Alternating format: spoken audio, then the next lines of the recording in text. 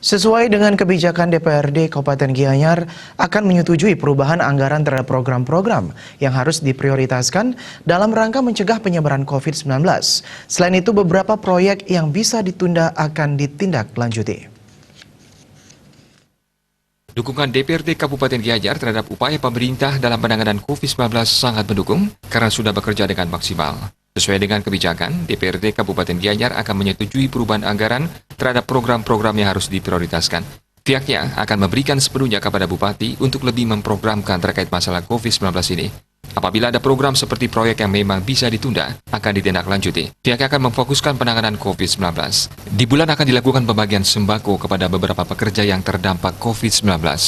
Dan secara kebijakan kita akan menyetujui berapa baik itu pergeseran anggaran atau perubahan anggaran terhadap program-program yang harus diprioritaskan.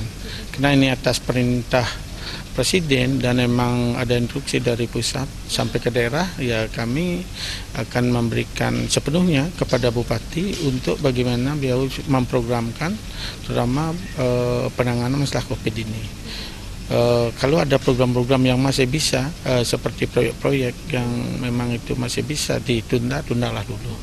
Kita akan fokuskan penanganan ini COVID dan itu harus dilaksanakan. Kami siap dukung sepenuhnya program Bupati itu yang pertama. Untuk sementara memang ada beberapa program yang ditunda dan tidak merupakan prioritas, seperti pembuatan kolam renang dan pembangunan kantor Bapeda. Agung Ria dan Gung Rai